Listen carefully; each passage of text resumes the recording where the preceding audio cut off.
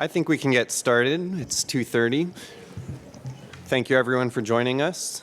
My name is Greg Coles. I'm an editor at the New York Times Book Review. It is my great pleasure to be here today with Stephen Harrigan, who probably needs no introduction at the Texas Book Festival.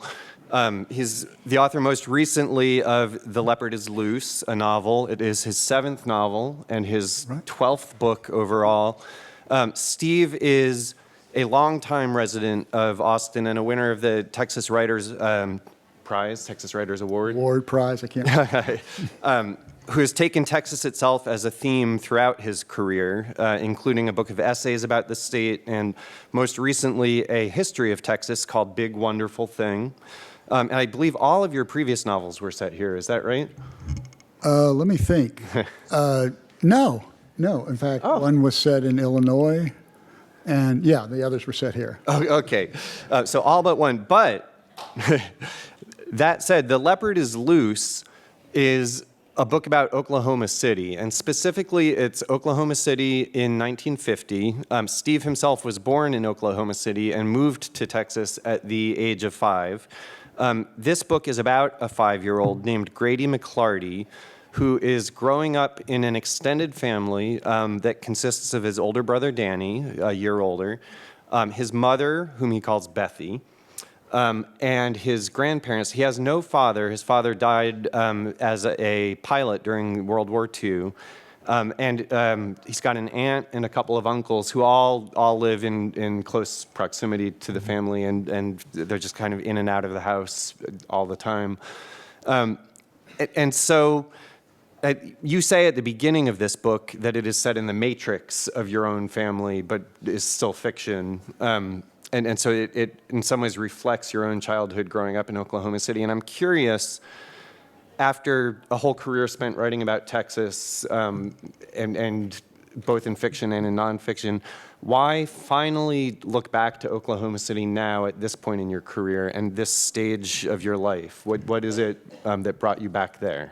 Well, I guess I'm sort of a secret Okie in some ways. I've had to play that part of my life down, having lived in Texas since the age of 5. But, I don't know how you guys are, how you are, Greg. And by the way, thanks for doing this. And I'm sorry we don't have a little ease for you, but it's great to it's right see you that again. We don't.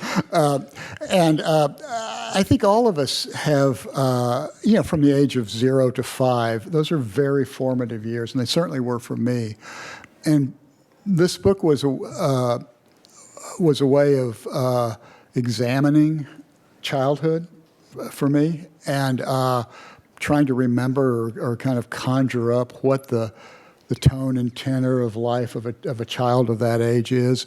And as it turned out, during that crucial time in my life, I lived in Oklahoma City, and like you said, very much in a family. In fact, shamelessly so, like a family in this book.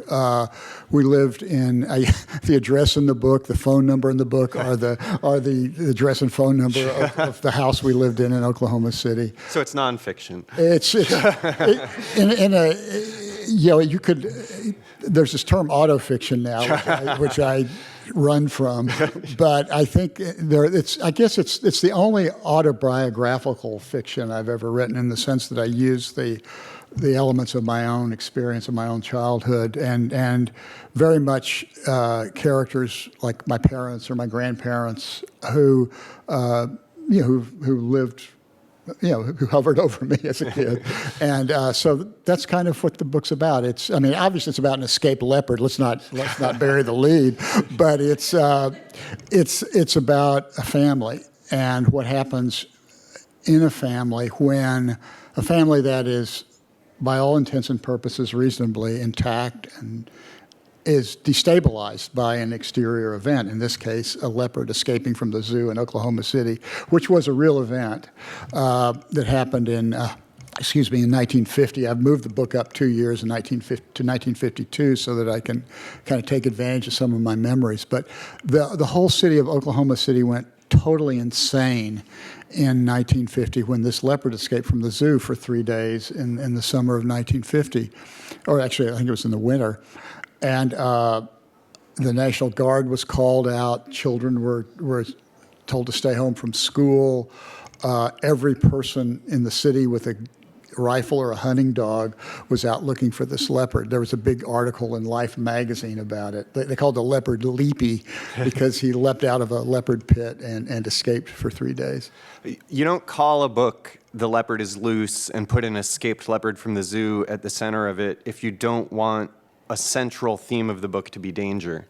And there's all kinds of direct physical bodily danger in this book. There's the leopard itself, there's a tornado, there's a riot, there's a fist fight in a museum, there's just the usual boyish hijinks, scaling the fountain in the city center and these things.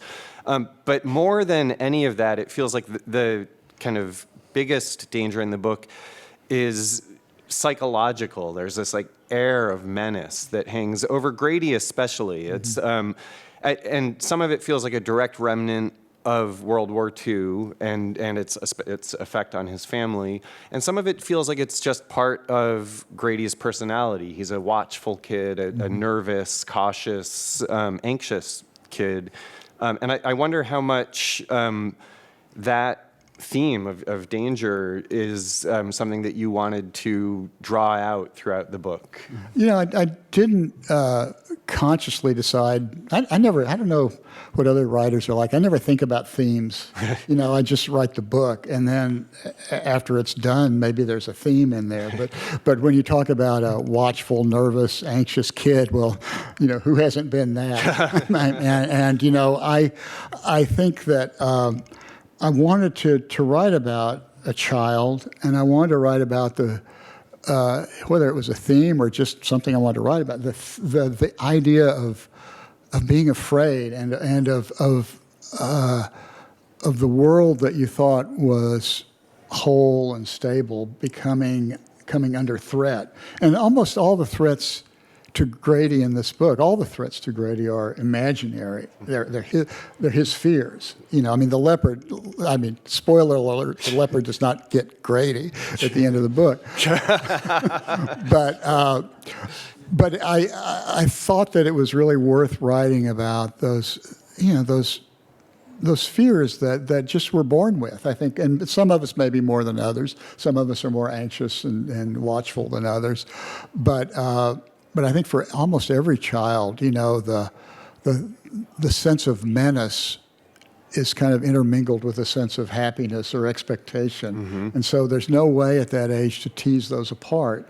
And so, you know, the first scene in the book is Grady being terrified of a monster in the hallway, which turns out to be a raincoat, but it sets up actually again psychologically a lot of that same air of menace exactly, that hovers over the book. Yeah, and there's no way for him to stop his imagination. Yeah. And that's one of the great things about children. It's one of the terrors of childhood. I mean, to the extent that Grady is you, or Grady's family is your family, and that it's not really a coming-of-age story, it's more of like an origin story. And this is you revisiting your own family at a very, very young age, barely at the age of memory. Mm-hmm. And it's written by somebody looking back at age 70 on himself as a 5-year-old. And he talks a little bit about what we're able to access of our memories and when at age 5. But I wonder for you as a writer who is revisiting a true period in your life, how hard was it for you to access that time?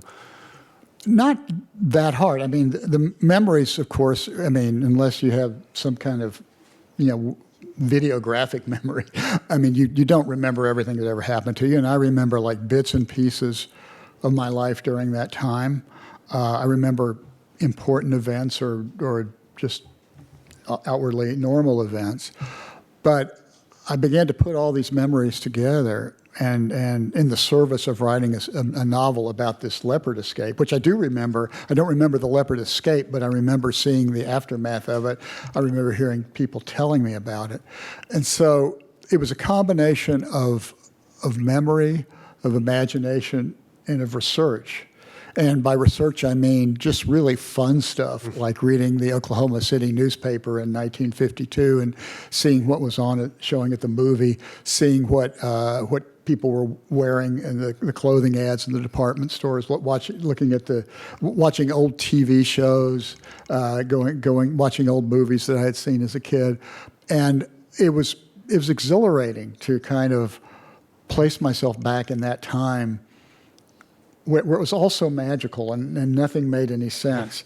And just like the character in the book, like you say, he's looking back when he's 70 at his 5-year-old self. I was able to bring a sense of perspective to that time and to that condition of that kid. The McClartys are Catholic, and I wanted to ask about the role that Catholicism plays in the book. There's a scene set in Mass where Grady's kind of trying to figure out what's going on because as a 5-year-old, Still working it's on all that. mysterious to him. I wondered how important you saw Catholicism as a theme or a backdrop for the book. And the reason I ask is when he's looking at communion and trying to figure it out, I had this sudden fanciful notion that's probably wrong, that the wafer, which is the embodiment of the Spirit, is a direct parallel to the leopard as an embodiment. The leopard is a real direct physical threat, but it embodies this greater pervasive kind of psychic threat in the book. And I wondered if that was intentional on your part. This is why you're a professional book. Greg, I really don't think about this stuff very much. And It sounds good, right? It sounds great. I'm gonna have to steal that and write a master's degree paper for myself. I think to get kind of to the root of your question, I think. I grew up very Catholic in a very Catholic family. But not in a very Catholic region. Not in a very Catholic that region. Marked you as an outsider. A little bit, yeah.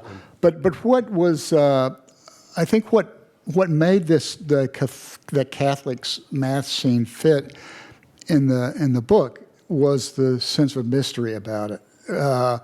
This was before Vatican II, and before the Latin Mass was turned into the vernacular of the country, when the priest was facing away from the congregation toward the altar, and you had a sense of just unfathomable mystery and strangeness, and I think that's what any 5-year-old kid's life is like, trying to figure out what's going on.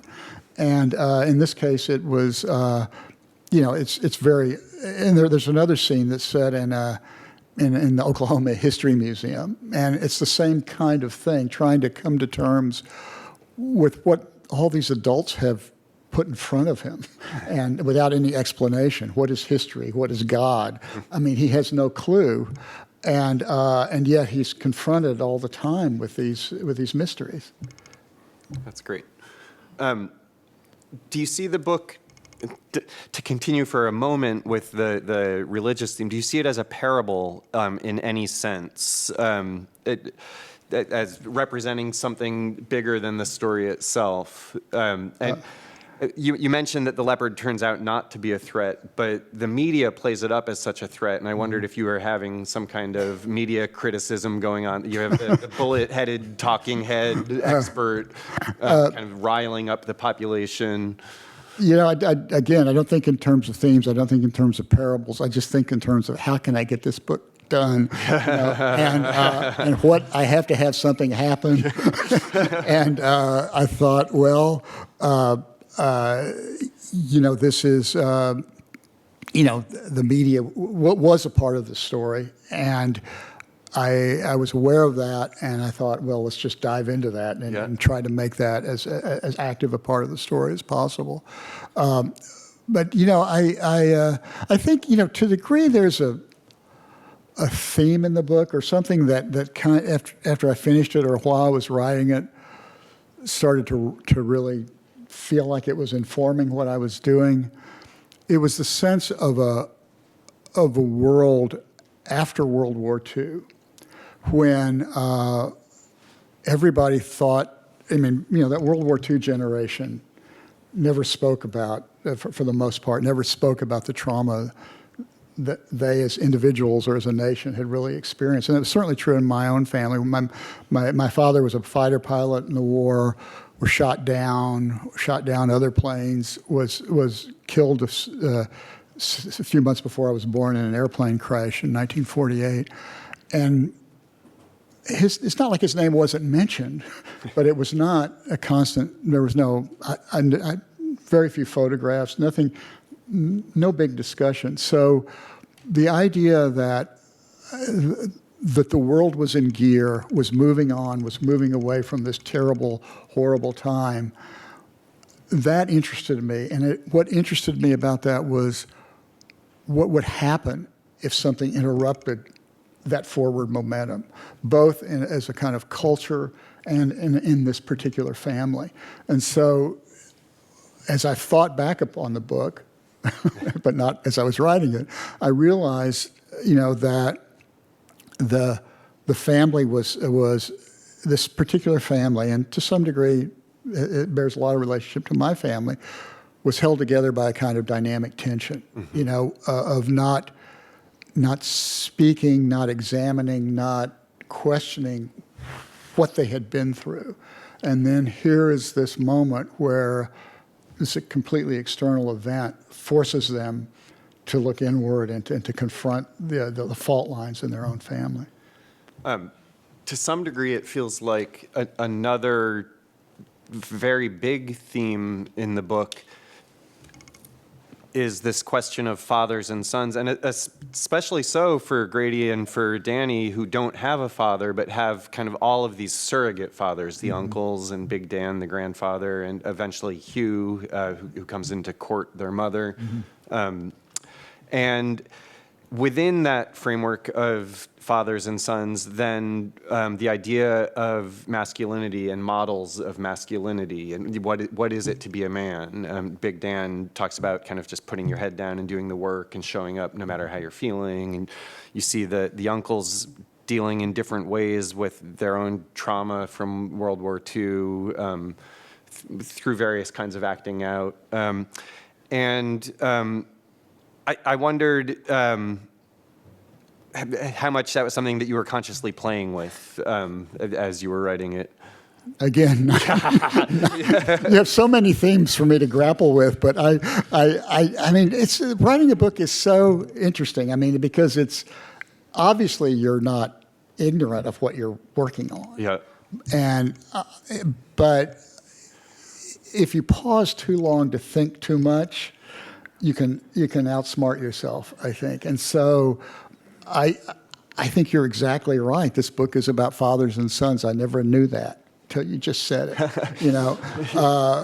But now that you say it, I think, yeah, that really makes sense. I mean, particularly because there's the grandfather, Big Dan, it's called in the book, has two sons who have been through experiences in World War II he cannot relate to. He missed World War I because he had the flu. And so there's a lot of tension between these two sons, Emmett and Frank, and their father.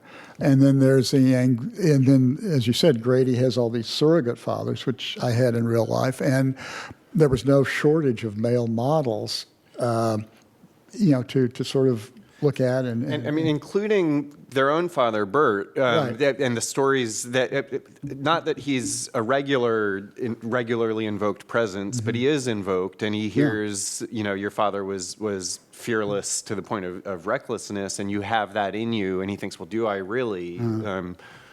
He's not sure that he does, and so he's kind of always measuring himself against these male role models in his life. Yeah, exactly. And these kids have a kind of ghostly presence of their father. They have this very stolid presence of their grandfather, and two troubled presences of these uncles who have been through a whole lot in the war. And so it's really it's all about that. If I can say that.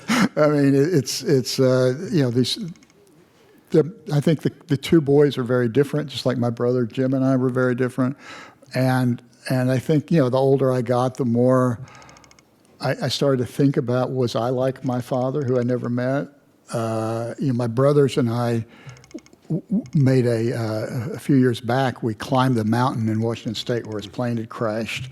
And it was a really just startling moment of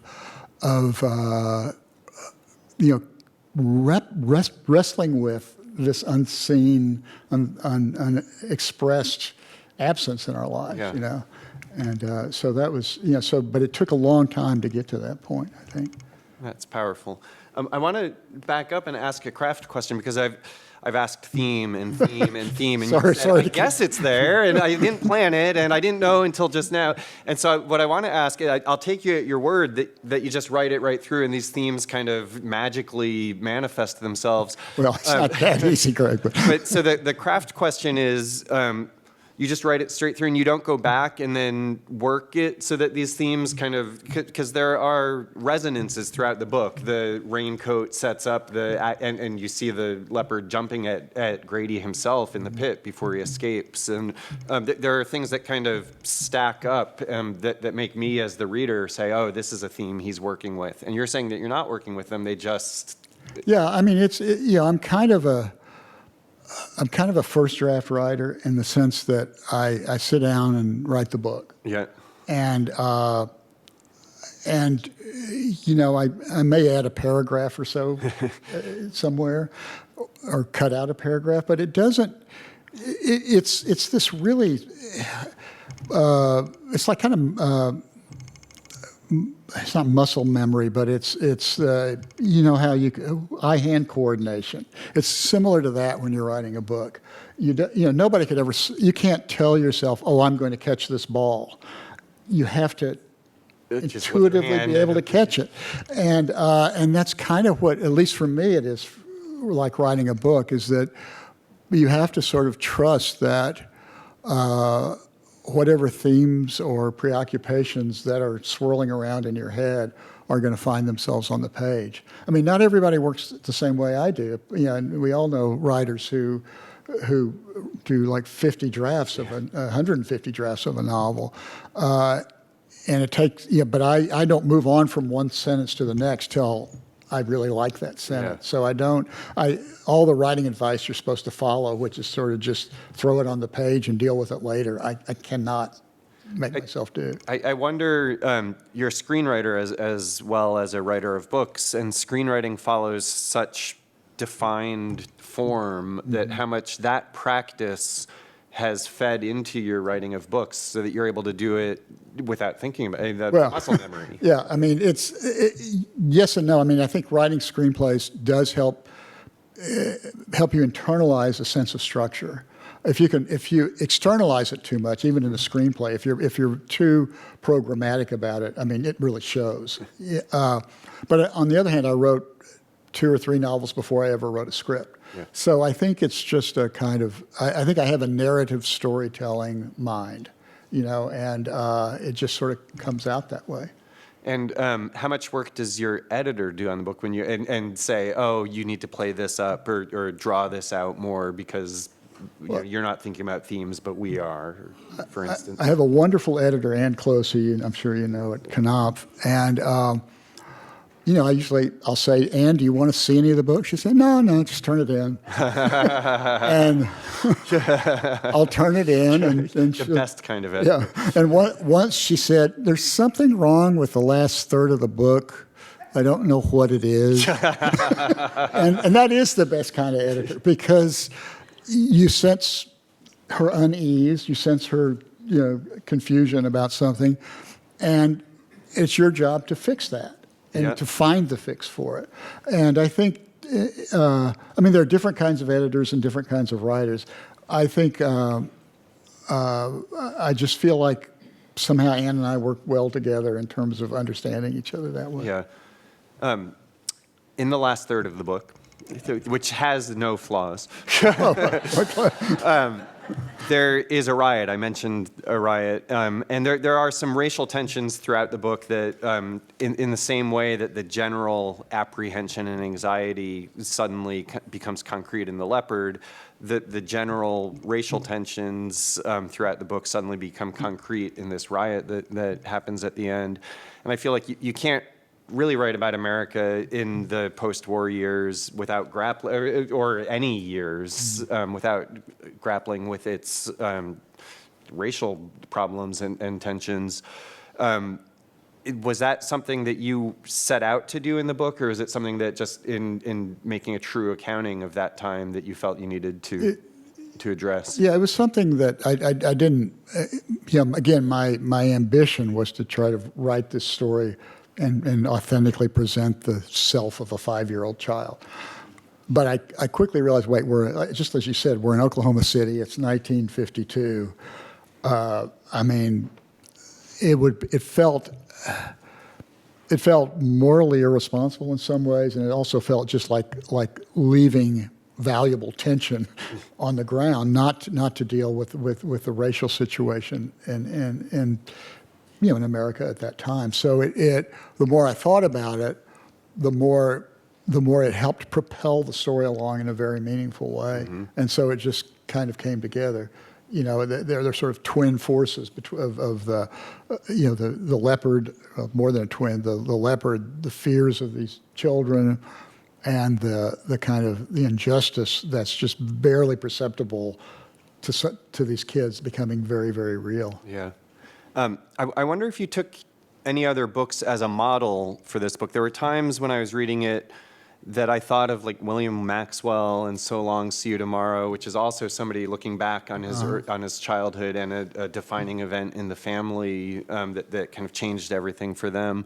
But I also thought of like boys' adventure stories of the 1950s. That it felt of its time, that it evoked the time it was telling in a way that felt true to the book was kind of enacting its own period. And I wondered if you had been looking to any literary models. In terms of, I wanted it short, and I knew there were short novels about children, and To Kill a Mockingbird is an obvious example. And I'm a big William Maxwell fan. I hadn't read, what's the book? I'm just blanking on it. So Long, See You Tomorrow. So Long, See You Tomorrow, since I was in college. But I remembered it vividly, and I didn't want to go back and read it again. But I just remembered, you remember a mood or something that you're trying to convey. And I wanted this book to feel thoughtful and eventful and emotional.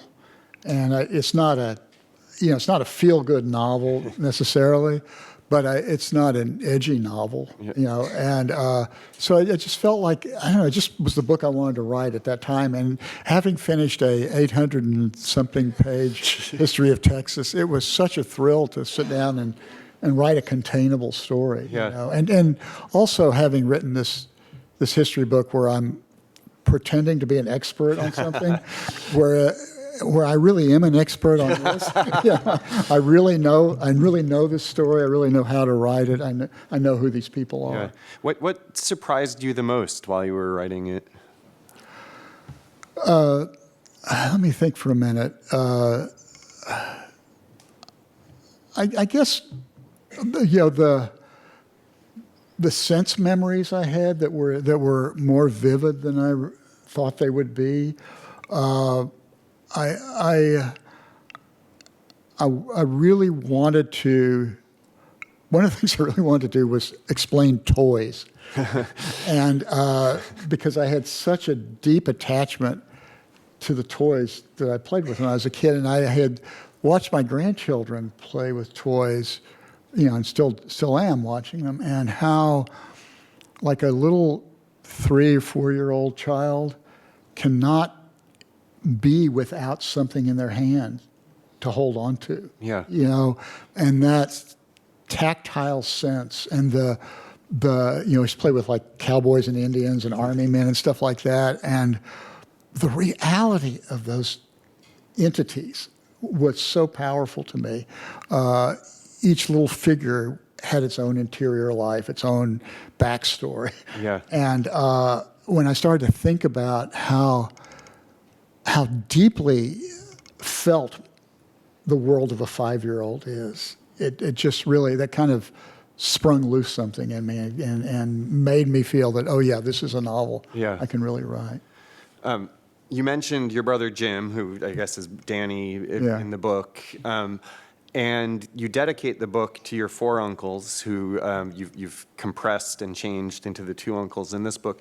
I wonder who in your birth family has read the book and what their reaction was, since it's drawn so much from your life. Well, it was really interesting because, as you said, there were 4 uncles. We lived my mother and my brother Jim and I lived in a garage apartment on the bottom floor of a house, and then our grandparents, our Aunt Rosemary, lived in the front of the house, and our 4 uncles, not 2, lived above us. So I can't even count how many adults there were, and not everybody is still living. But I got together with my brother Jim and said, okay, draw me, because he was a year older, so draw me a floor plan of our garage apartment, and we would compare memories and stuff, and then I just gave myself the freedom to write it. And I mentioned in the book that these 2 uncles are not my 4 uncles. You know, they are fictional characters, but I was nervous because one of my uncles is still living, and I have 150 cousins in Oklahoma City, and I wanted to make sure that everybody knew that I wasn't, playing with the material of their lives.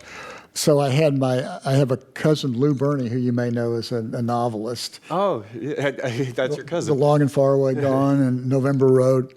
So I showed it to Lou, and I showed it to my cousin Bob, who's in the movie business, as a distributor and producer. And they both had different fathers, and they said, fine, we like it. So, and I showed it to Jim. And so I kind of rolfed it a little bit, just to make sure that nothing was untoward in terms of the family stuff. But then it was greeted with great enthusiasm by the family. They really loved having this sort of record of their parents, their grandparents, and fictional record, but still pretty close. Yeah, that's great. We have about 10 minutes left, and I wanted to open it up to questions from the audience, to give you all a chance to talk. We've got a question right here. I just wanted to say that for anybody with gray hair, this novel is fabulous because of all the references to actual stuff in the 1950s, like, the food, the TV, the this, the that. It's really wonderful. Thank you. The only thing that I had a question about was, I didn't think we had Marco Polo and swimming pools until the 60s. Oh, you may be right. I remember Marco Polo from a pretty early age, but I better double check that. I did move a few things around. Sky King was not on at the same time I said it was, and I copped to that. But thank you very much for that. And thank you. In the back, yes.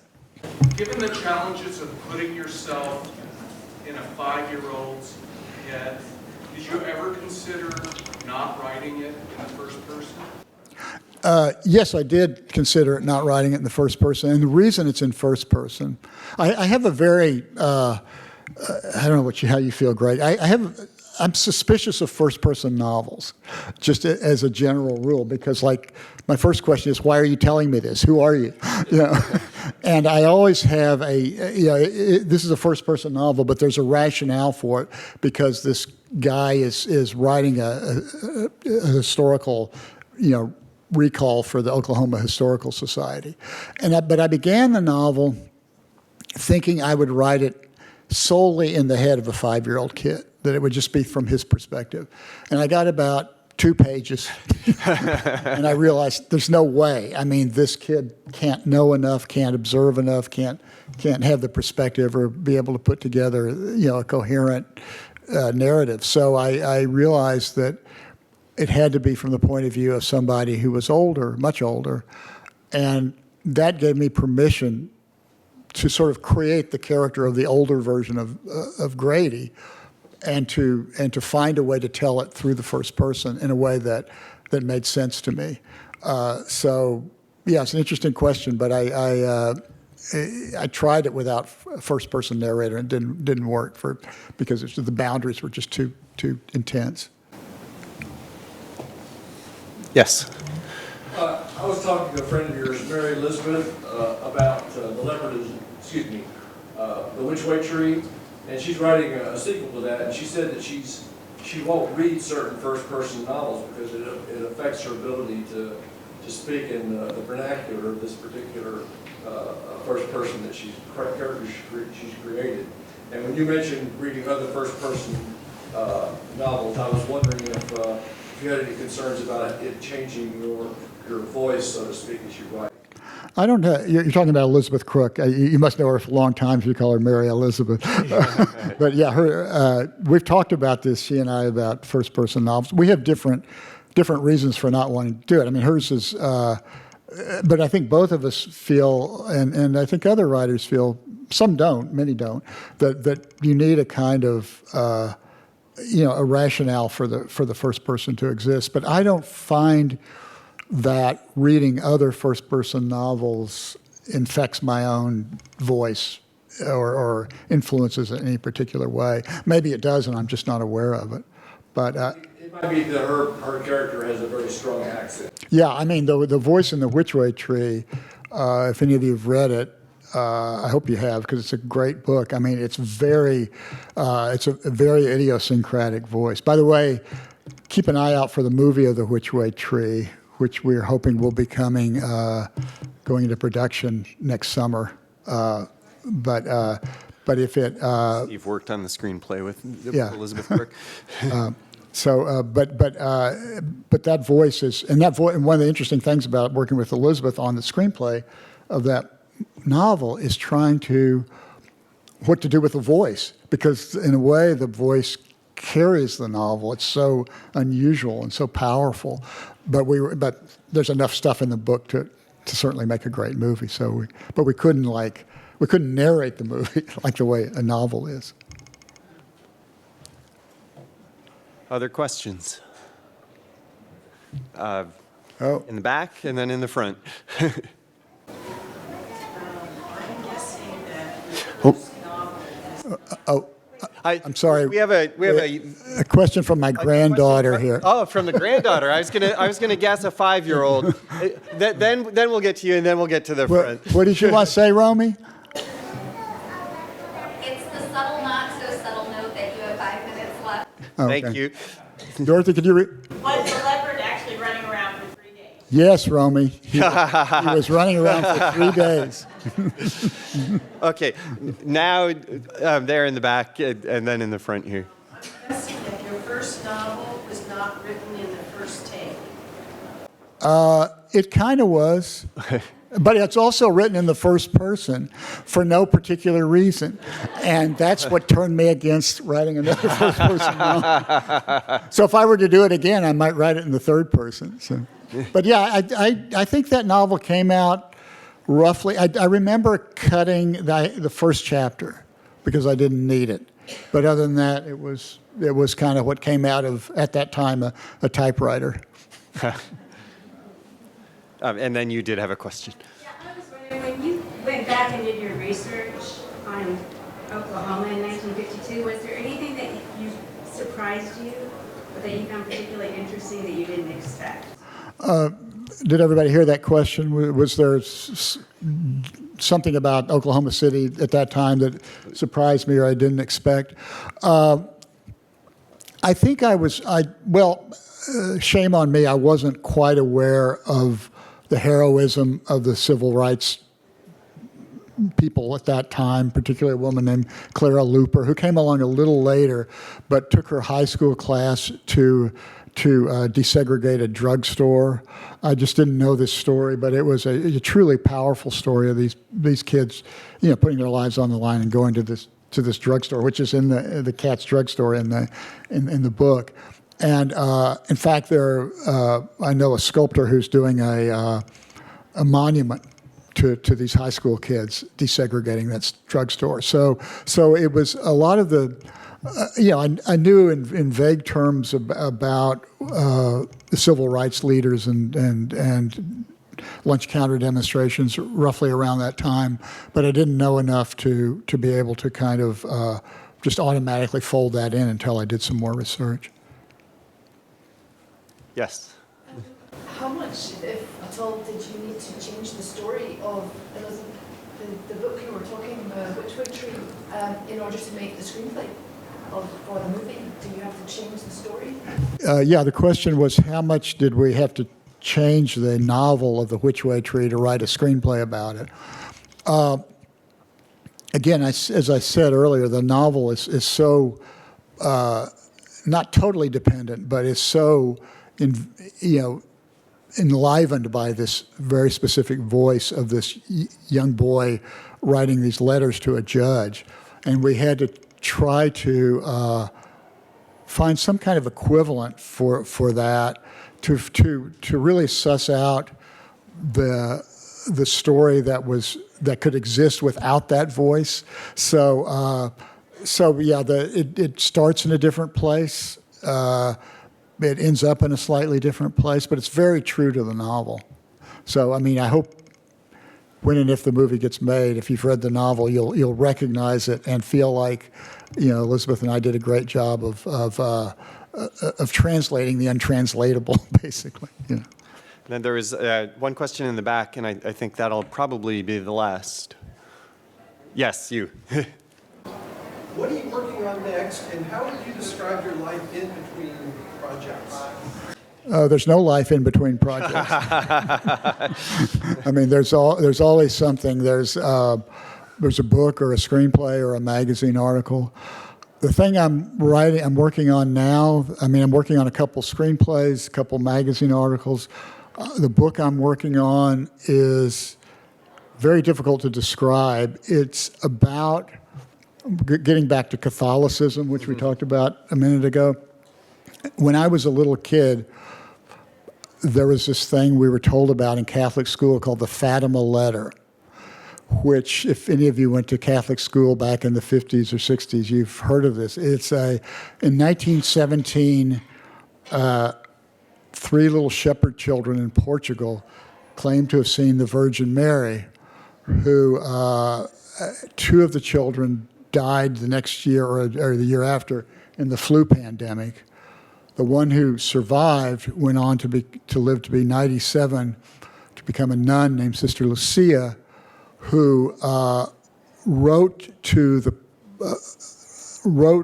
in 1941 a letter to the Pope, which basically said, "Do not open until 1960," and it was called the Third Secret of Fatima, the Fatima Letter. So we were all told at the height of the Cold War, just before the Cuban Missile Crisis, that in 1960 they would open the letter and tell us whether we would live or die. And 1960 came. We were all on pins and needles. "Sister, what did the Fatima Letter say?" And she said, "Oh, the Pope read it and said it was too terrible for anybody to know, so he put it back in the envelope." And so this book is about that.